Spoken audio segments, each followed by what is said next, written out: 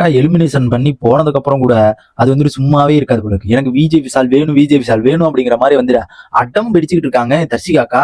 என்னதான் பண்றது அப்படிங்கிறது சுத்தமா எனக்கு தெரியல. என்னடா இவ்வளவு ஒரு அடிமட்ட ரேஞ்சுக்கு இறங்கிட்டு உள்ளுக்குள்ள வந்துட்டு அந்த ஒரு எலிமினேஷன் நடக்கும்போது, எவிக்ஷன் நடக்கும்போது பாத்தீங்கன்னா விஜய் சேதுபதி சாரே அதுல குத்தி காமிச்சிருப்பாப்ல.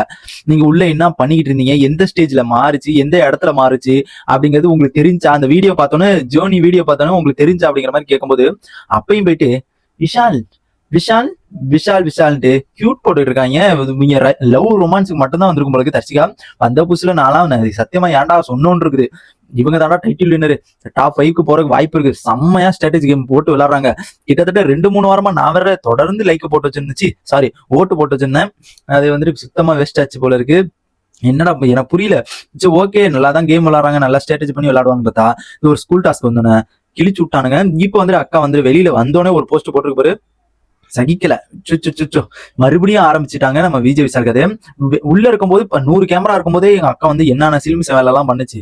ஆனா இப்ப வந்துட்டு கேமராவே கிடையாது. இனிமே பூந்து விளாசும் தலைவி வந்துட்டு என்ன பண்ண போகுதுன்னு தெரியல. ஏன்னா பாத்தீங்கன்னா ஃபர்ஸ்ட் அந்த இதுல என்ன எழுதிருக்காங்க பாத்தீங்கன்னா, என் மீது பொழிந்த அன்புக்கு வந்துட்டு வார்த்தையே கிடையாது, வார்த்தையே இல்ல, என் மேல வந்துட்டு நம்பிக்கை வச்சவங்களுக்கு டெல் பண்றதுக்கு வார்த்தையே இல்லை அப்படிங்கிற மாதிரி வந்து அந்த ஒரு இது வந்து சொல்றாங்க.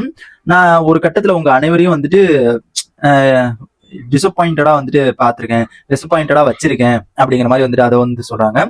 அதே நேரத்துல வந்துட்டு நான் வந்துட்டு வீட்டுக்குள்ள இருக்கும்போது வீட்டுக்குள்ள வந்துட்டு நான் நானாக மட்டும்தான் இருந்தேன். இந்த நேரத்துலயும் வந்துட்டு நான் நானாக மட்டும்தான் இருந்தேன், வேற எப்படியுமே இல்ல.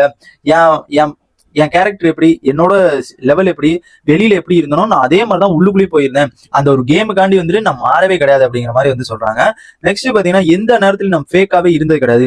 எந்த நேரத்திலுமே வந்து நான் வந்து ஒரு ஸ்டேஜ்ல அந்த ஒரு ப்ரோக்ராம் போனதுல இருந்து, பிக் பாஸ் போனதுல இருந்து எந்த இடத்துலயுமே நான் மாறினது கிடையாது. எல்லா இடத்துலயுமே நான் வெளியில எப்படி இருப்பணும், வெளியில எப்படி பேசணும், அந்த மாதிரிதான் நான் இருக்கேன் அப்படிங்கிற மாதிரி வந்து அந்த ஒரு உதாரணத்தை வந்து சொல்றாங்க. அண்ட் நெக்ஸ்ட் இதுதான் வந்துட்டு செம்ம. என்னப்பா விஜய் விஷால், நீ வந்துட்டு நல்லா பொழிஞ்சு வச்சிருக்க. ஆனா வெளியில வந்ததுக்கு அப்புறம் தான் நல்லா தர்ஷிகாக்கு ஆப்பு வைக்க போறது நல்லா தெரிய போகுது. ஆனா இவன் வந்துட்டு இப்ப உள்ளே பாத்தீங்கன்னாலும் அவன் வந்து அடுத்த ஸ்டேஜுக்கு போயிட்டான், சௌந்தர்யாட்ட போயிட்டான். இப்ப ஓகேங்களா, நான் நேத்தே சொல்லியிருந்தேன், தர்ஷிகா வெளில போயிருச்சுன்னா அவன் வந்துட்டு சௌந்தர்யாவோ, பவித்ராவோ அண்ட் நம்ம அன்சிதாவோ இவங்க 3 பேருக்கு பக்கத்து போயிருவான், கண்டிப்பா வந்துட்டு போயிருவான் அப்படிங்கிற மாதிரி வந்து சொல்லியிருந்தேன். கண்டிப்பா அதே மாதிரி வந்துட்டு போயிட்டாப்ல. காலையில இருந்து பார்க்கும்போது எல்லாம் ஃபுல் அண்ட் ஃபுல் வந்துட்டு சௌந்தர்யா கூட மட்டும் தான் இருக்கான். நெக்ஸ்ட் பாத்தீங்கன்னா வந்துட்டு நான் வச்ச லவ்வும் சரி, நான் வச்ச ஒரு ஆட்டமும் சரி, எல்லாமே உண்மை. நான் என்னோட உணர்வுகள், என்னோட லவ், அங்க விளையாண்ட விதம், ஆட்டம் எல்லாமே வந்து உண்மை அப்படிங்கிற மாதிரி வந்து சொல்றாங்க.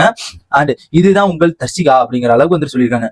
என்னம்மா அப்ப எங்கிட்டு போனாலும் ஏதோ எந்த ப்ரோக்ராம் போனாலும் லவ் பண்ணிட்டலைவியா, 7 வருஷமா ஒரு பையனை லவ் பண்ணுன்னு சொன்னேன், மீண்டுமா அவன் மட்டும் இந்த வீடியோ பார்த்துதான் உனக்கு கலாய் செஞ்சிருப்பான். சத்தியமா சொல்றேன், இந்த ஒரு பிக் பாஸ் வந்து பார்த்திருந்தானா கலாய் செஞ்சிருப்பான். என்னடா நல்ல வேலை இந்த பொண்ணை போய் நம்ம லாஸ்ட் முடிக்க லவ் பண்ணல அப்படிங்கிற மாதிரி நினைச்சிருப்பான். அண்ட் லாஸ்ட் வந்து கால் எ ஸ்பேட் ஈஸிய ஸ்பேட் அப்படிங்கிற மாதிரி வந்து சொல்றாங்க. இதுதான் என்னோட கேம் அப்படிங்கிற மாதிரி வந்து சொல்றாங்க. அண்ட் இது வந்துட்டு எனக்கு தெரிஞ்சு விஜய் விஷால் கதை இன்னும் முடியாதுன்னு நினைக்கிறேன். அவங்க விஜய் விஷால் வெளியில வந்ததுக்கு அப்புறம் தான் ஐயோ ஆப்பு அடிச்சது வந்து நல்லாவே தெரியும்.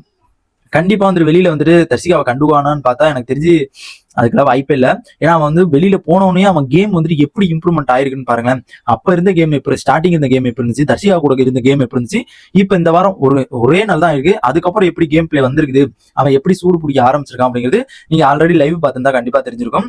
அண்ட் இது வந்துட்டு இந்த ஒரு தர்ஷிகா வந்துட்டு இங்க வச்சு டபக்குன்னு வெடிச்சுக்கிட்டு இருக்கும் பொழுது அந்த அம்மா வந்துட்டு ஏமாந்துட்டு போறதுல நம்ம ஒண்ணும் பண்ண முடியாது. விஜய் சேதுபதி சாரே வந்துட்டு சொல்லிட்டாரு, எங்க நம்ம போய் மாட்டிக்கிட்ட பாத்தியாமா அப்படிங்கிற அளவுக்கு வந்து சொல்லிட்டாரு.